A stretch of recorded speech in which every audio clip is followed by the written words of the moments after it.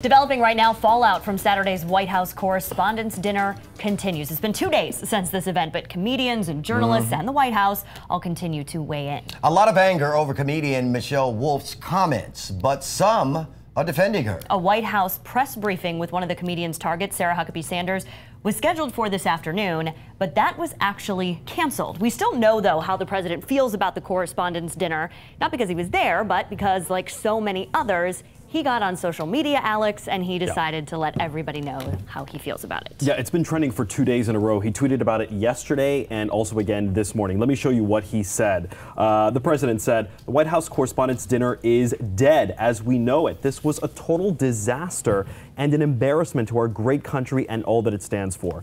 Fake news is alive and well and beautifully represented on Saturday night." And here's what the president of the White House Correspondents Association said. Last night's program was meant to offer a unifying message about our common commitment to a vigorous and free press while honoring civility, great reporting, and scholarship winners, not to divide people. Unfortunately, the entertainer's monologue was not in the spirit of that mission.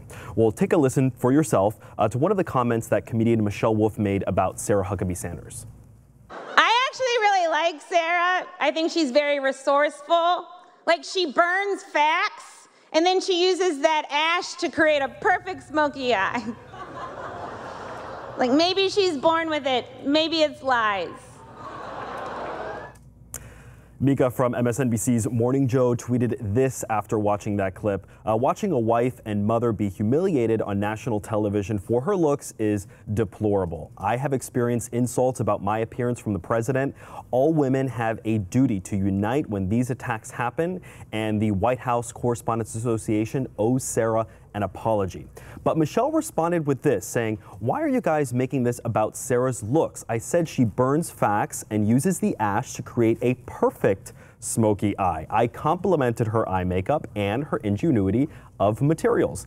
And actor George Takei defended Michelle, saying, "Remember, the folks losing their poop over Michelle Wolf's White House Correspondents' monologue are the same ones who freaked out over Obama's tan suit. It's manufactured outrage, and it's meant to create false equivalences." Now, Wolf also compared Sanders to a character from The Handmaid's Tale. She says the jokes were about Sanders' behavior, not her looks. But Wolf didn't just lash out at the president and his staff. She also had harsh words for the media as well. You helped create this monster, and now you're profiting off of him. And if you're gonna profit off of Trump, you should at least give him some money because he doesn't have any.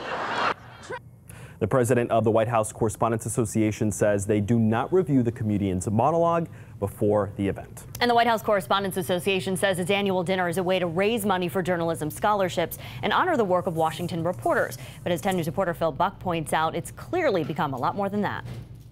Okay, so we got a quick little history lesson for you on what we know as Nerd Prom, or of course the White House Correspondents' Dinner. The whole thing started in 1921. The first dinner had about 50 guests. No booze, by the way, because it was during Prohibition. But they did honor some journalists for their work, and they did crack a few jokes. Of course, it's nothing like what we see these days. Calvin Coolidge was the first sitting president to attend the dinner in 1924.